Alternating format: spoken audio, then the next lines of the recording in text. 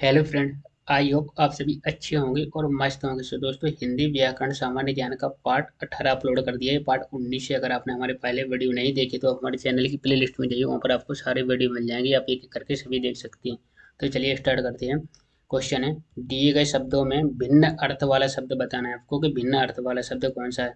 तुरंग, मृगेंद्र, मृगराज या व्याघ्र। तो भिन्न शब्द, भिन्न अर्थ वाला शब्द बताना है आपको। ठीक है, तो जो राइट आंसर है वो आपको बताना है।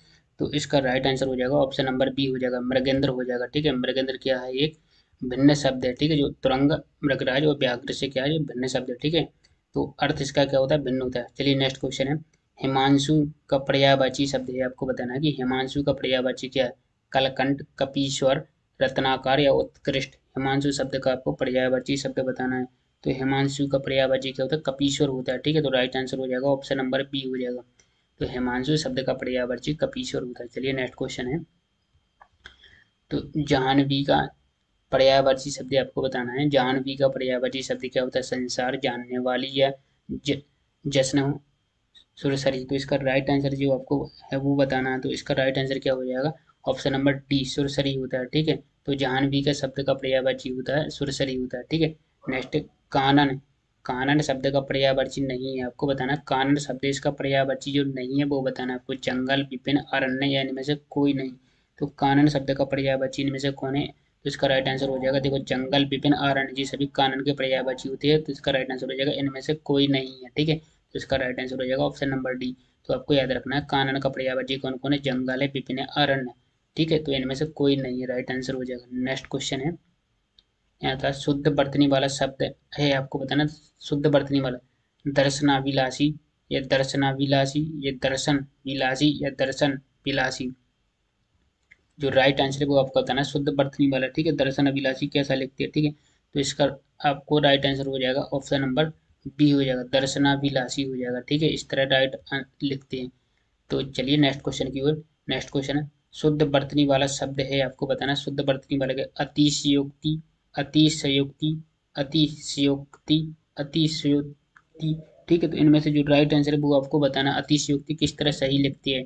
तो अतिशयोक्ति लिखते हैं ऑप्शन नंबर बी, अतिशयोक्ति इस तरह लिखाते हैं। ठीक है, तो राइट आंसर क्या हो जाएगा, ऑप्शन नंबर बी हो जाएगा। ठीक है, तो चलिए नेक्स्ट क्वेश्चन की ओर।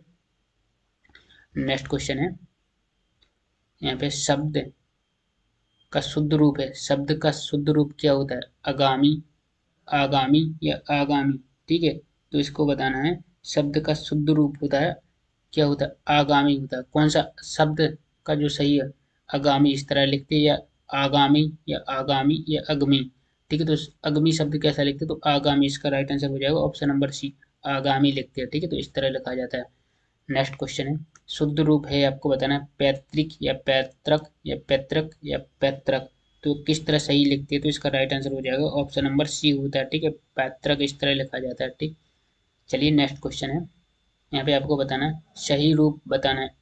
ऐतिहासिक, ऐतिहासिक, ऐतिहासिक, ऐतिहासिक। तो किस तरह सही लिखते हैं, जो आपको बताना है जिस तरह सही लिखते हैं। तो ऐतिहासिक इस तरह लिखते हैं, तो राइट आंसर हो जाएगा ऑप्शन नंबर डी हो जाएगा, ऐतिहासिक लिखा जाता है। ठीक है, चलिए नेक्स्ट क्वेश्चन है, निम्नलिखित में कौन सा शब्द वर्तनी की दृष्टि से शुद्ध है, आपको बताना है कि शुद्ध शब्द बताना है।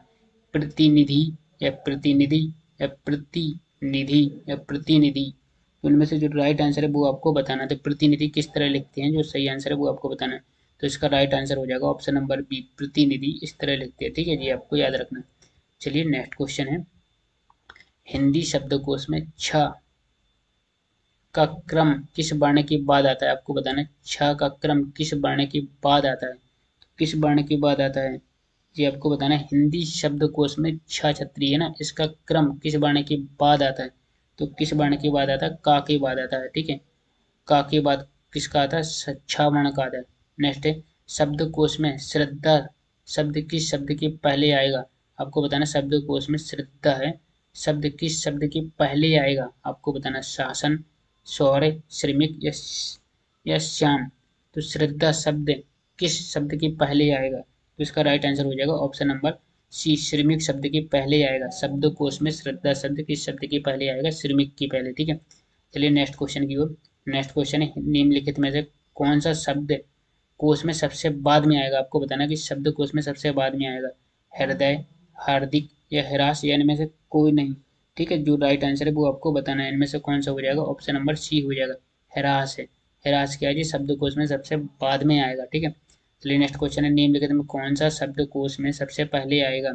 अनिरुद्ध, आकार, आंकना या अंकुर, कौन सा हो जाएगा जो शब्दकोश में सबसे पहले आएगा। तो इसका राइट आंसर हो जाएगा ऑप्शन नंबर डी, अंकुर हो जाएगा। ठीक है, ये आपको क्रम बताना है, जैसे कि छोटा आ, बड़ा आ, ए से लेकर जेड तक और जेड से लेकर ए तक। तो जब अगर आपसे पूछे पहला, तो आपको ए से जेड तक जाना, आ से ज्ञा तक। ठीक, अगर आप मुझे सबसे बाद में, तो आपको यहाँ पे जाना है ज्ञा से आ तक। ठीक है, तो इस तरह आप निकाल सकते हैं। चलिए नेक्स्ट क्वेश्चन है, यहाँ पे क्वेश्चन, इनमें से कौन सा युग्म अघोष ध्वनि है। आपको बताना है कि अघोष ध्वनि कौन सी है। ठीक है, तो अघोष ध्वनि बताना, का, गा, दा, धा, पा, फा और डाणा। तो अघोष ध्वनि बताना है आपको कौन सी है।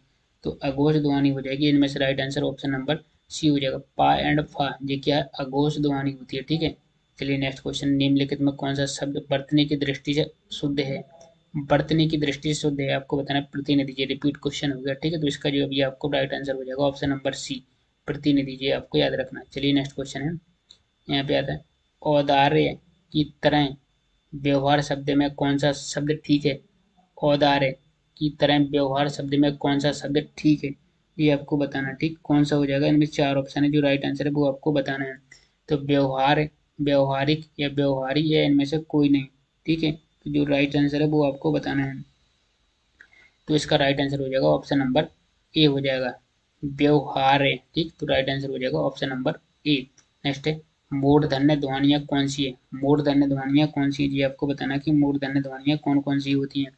तो टा, ठा, डा, ढा, चा, छा, जा, जा, पा, फा, बा, भा, मा, ता, था, दा, दा। तो मूर्धन्य ध्वनियाँ बताना है आपको। तो मूर्धन्य ध्वनियाँ कौन सी होती है, तो ऑप्शन नंबर बी हो जाएगा, चा, छा, जा, झा, ये क्या है, मूर्धन्य ध्वनियाँ होती है। चलिए नेक्स्ट क्वेश्चन है, यहाँ पे आता है, ता, था, दा, धा, सा आदि का उच्चारण स्थान है। ता, था, दा, धा, सा आदि का उच्चारण स्थान कौन सा है। तो इनमें से जो आपका उच्चारण स्थान है वो आपको बताना कौन सा उच्चारण स्थान हो जाएगा। तो मूर्धन्य, दंत्योष्ठ, दंत या तालव्य। तो ता, था, ये इसका राइट आंसर हो जाएगा ऑप्शन नंबर सी, दंत हो जाएगा। ठीक है, नेक्स्ट है, जिन व्यंजनों के उच्चारण में दोनों ओठों द्वारा श्वास का अवरोध होता है उन्हें वे कहलाते हैं।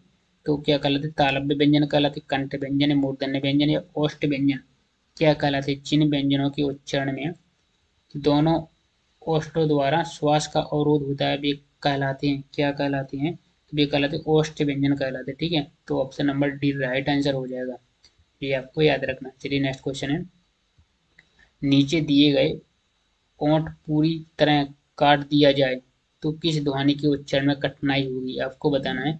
ला, खा, घा, पा।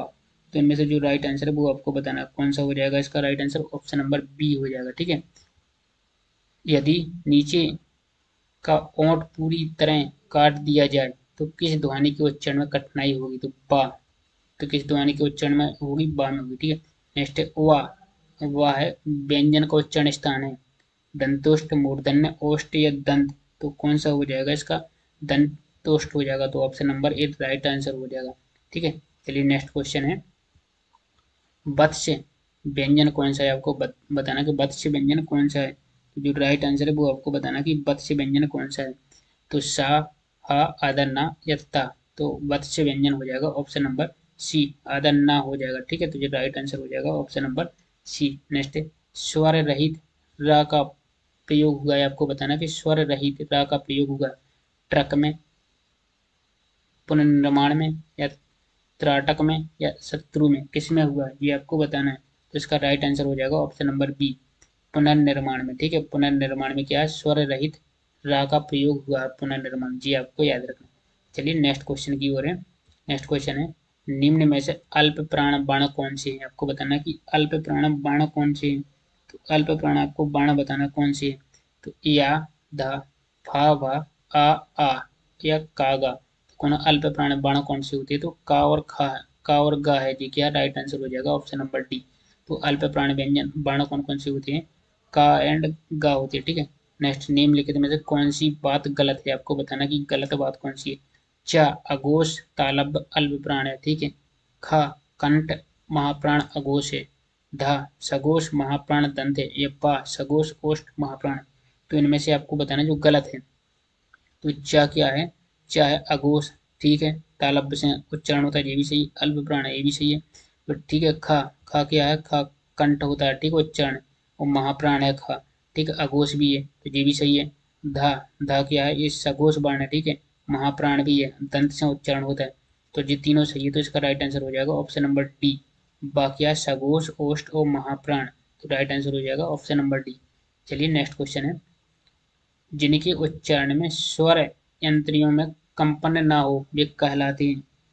कंपन ना हो वे क्या कहलाते हैं, वो आपको बताना है क्या कहलाते हैं।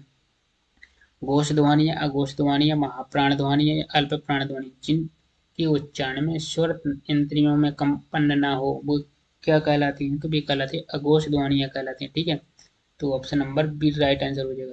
चलिए नेक्स्ट है, प्रसन्नता में कौन सी ध्वनि है, आपको बताना है प्रसन्नता में कौन सी ध्वनि है। संयुक्त ध्वनि है, युग्मक ध्वनि है या संपर्क ध्वनि है, इनमें से कोई नहीं। प्रसन्नता में कौन सी ध्वनि हो जाएगी, युग्मक ध्वनि हो जाएगी, ठीक है। तो प्रसन्नता में कौन सी ध्वनि है, युग्मक ध्वनि हो जाएगी। चलिए नेक्स्ट क्वेश्चन है, निम्न में से महाप्राण ध्वनि नहीं है, आपको बताना कि महाप्राण ध्वनि नहीं है, कौन सी नहीं है महाप्राण ध्वनि। तो का, कहा, जा, या, तो महाप्राण ध्वनि कौन सी नहीं, तो महाप्राण ध्वनि हो जाएगी का क्या, महाप्राण ध्वनि नहीं जी, अल्प प्राण है, ठीक है। नेक्स्ट है, अघोष बाण कौन सा है, आपको बताना है कि अघोष बाण कौन सा है। आ, जा, हा या सा, अघोष बाण कौन सा है, तो अघोष बाण हो जाएगा आ क्या है, एक अघोष बाण है। तो दोस्तों हमने इसमें आपको टॉप 30 क्वेश्चन सॉल्व कराए हैं, ठीक है।